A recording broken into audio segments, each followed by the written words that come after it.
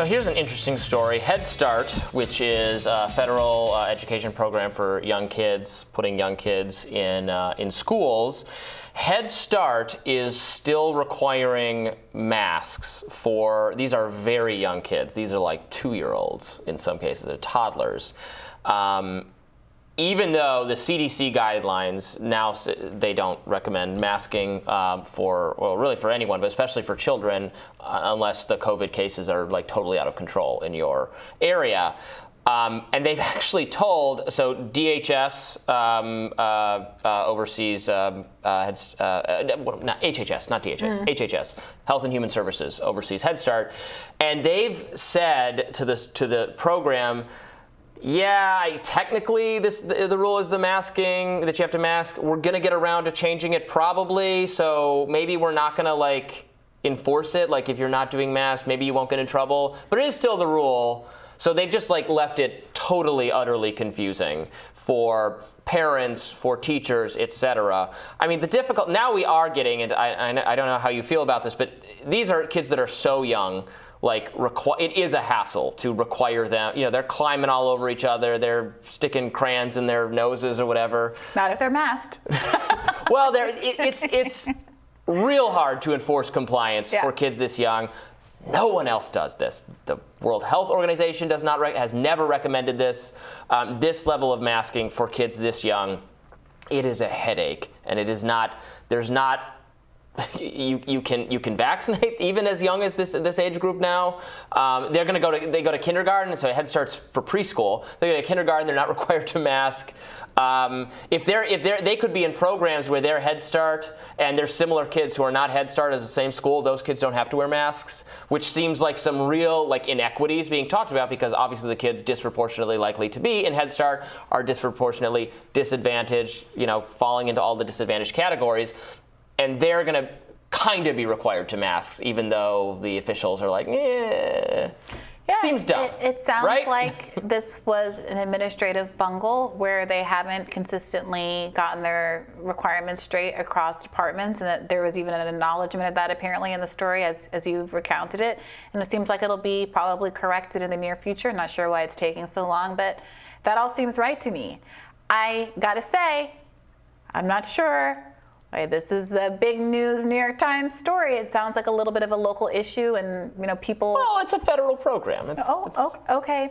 I hope it gets figured out. I don't know. I feel like I'm supposed to have some requisite level of outrage. You can just agree with me. Yeah, of course. Yeah. I'm agreeing with you. Well, you don't have to sound so meek and defeated about it. I don't know. Like this is my thing with these stories. It's not about the story. It's not about When someone that I don't have an ideological position against, or someone who I'm not trying to win an argument with on a public stage, makes a mistake or does something wrong, I'm like, oh gosh, that was a goof. That was a mess up. We should try to fix that as much as possible. How can I help? How can I resolve this? How can I help you understand why I think this is wrong? How can we work to a solution together? But Robby, that's not the posture of these things. It's, I got him. Here's another instance of show. We only get each other when we feel like it.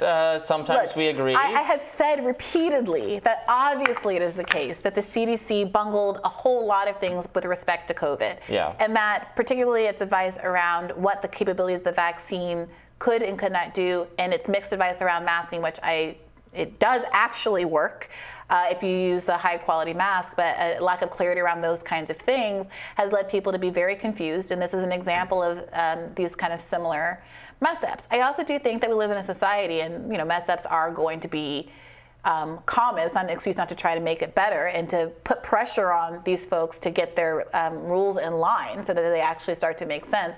But ultimately, I frankly think that none of those preschoolers are going to stay masked, no matter what this policy is. And so, in terms of the actual effect of it. But the bureaucratic uncertainty, so in a written statement, the Department of Health and Human Services, which oversees Head Start, acknowledged that the current guidelines contradict those of the CDC, but said the centers, they're not being checked for compliance on masking.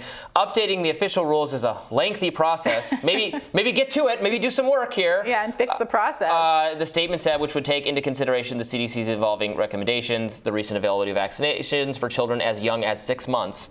etc. It just goes into the struggle. And this story does acknowledge what I and many people like myself who are concerned about the level of masking for young kids says that masks can, this is from the New York Times, masks can make it more challenging for some children to develop early speech and reading skills, which are learned in part by observing mouths in movement, according to research.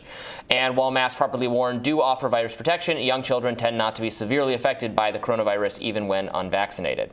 So it's, I mean, it's just, again, it's no one else is doing this. In most schools, I guess some DC schools are, apart from most schools, you don't have to be masked like at all. But the toddlers are the least in danger group, and they're trying to wrestle masks onto people because the Department of Health and Human Services is too busy to bother to update this rule. It's just frustrating. It's just frustrating that our government is like this. Well, I know that it is very frustrating, especially given the enormous size of your brood. Robby, I mean, look, it is frustrating. Look, let me not speak from your behalf. I personally, this is I don't not a have any motivating kids. issue for I'm me. I don't have experiencing the kids. frustration. I have a lot of nieces and nephews, although they're not in. They're in. Well, I have nieces and nephews in that age range, but they're mostly in private school. So, and in fact, did not have to do a lot of the more. I think I said recently on the show, most of my nieces and nephews who are in school were in school the whole time. Are they, I think they probably had to wear masks. Do people? Yeah, I was going to ask. Is there? It's hard to keep straight. There's literally 13 of them. It's hard to keep straight. And they're all in different schools and all. Yes, I mean, they're all in Michigan, but it's hard to even remember who's in what it's interesting because a friend of mine is just starting a teaching job for the first time, and he was curious about what the expectations were going to be for his own masking, and he, in some of the introductory training sessions with the other teachers, showed up not masked, and some of the other teachers were, and there was like a weird kind of subtext about what they were or were not supposed to do. His feeling was that ultimately he was going to be in the classroom and he was cutting his losses. But obviously, I can completely understand if you as a teacher who are already subject to all of the illnesses that kids give you all the time, don't especially want to be catching COVID multiple times a year. And I think regardless of what is mandated, people are going to have it's going to be some time before they work out what is actually the best calibration for them being able to do their jobs and actually stay safe and not be out for half of the year with various illnesses. But as we discussed in your podcast, if you want to protect yourself, you can go ahead, wear that very KN95 mask and give yourself, according to this data, at 85% or whatever it is, reduction in the likelihood that you would breathe in a harmful particle. And that sounds pretty good. So go ahead and do that, and you'll be good to go. And we don't have to mandate it or require it on anyone else. You have and if you've vaccinated and boosted yourself, you just got all the protection in the world. And well, thank you for that, Robby. My body, my choice, Soave. Absolutely. That's what they call me on the streets. On these streets, that's my nickname. Well, we're rising for you right after this.